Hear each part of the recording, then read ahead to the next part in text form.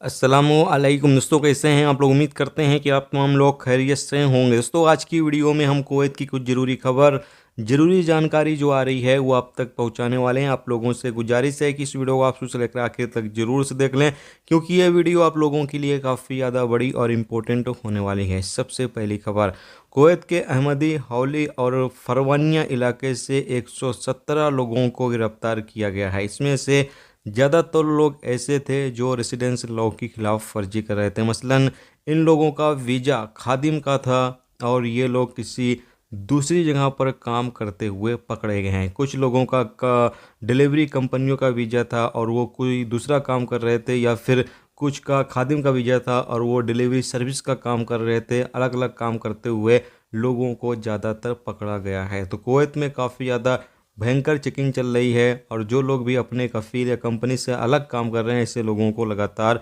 गिरफ्तार किया जा रहा है। इसके साथ अगली अपडेट यह है कि कुवैत में एक बंदे को पकड़ा गया जो खुद को एम्बेसी का आदमी बताता था, यानी कि वो एक अधिकारी एम्बेसी का बताता था और लोगों के रूम पर जाकर लोगों का सिविल आईडी चेक करता था, यानी कि जो इकामा है वो चेक कर रहा था। और लगता था उसको कि ये बंदा अपने कफील से अलग काम कर रहा है, तो ऐसे बंदों को वो लूट रहा था। इस बंदे को जैसे ही रिपोर्ट मिली पुलिस को, पुलिस ने इस बंदे की तलाश करके इसको गिरफ्तार कर लिया है।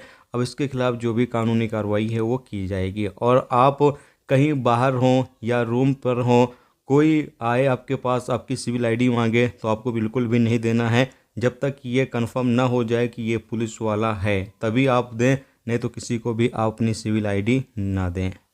इसके साथ अगली अपडेट ये है कि कुवैत में 8 महीने तक मछली पकड़ने वालों पर पाबंदी लगाने की वजह से कुवैत के मछली मार्केट में 1 किलो झींगे की कीमत 3.5 KD तक पहुंच चुकी है, यानी कि 3.5 KD तक 1 किलो झींगे की कीमत पहुंच चुकी है, जबकि एक टोकरी झींगे की कीमत 45 से 65 KD तक पहुंच चुकी है।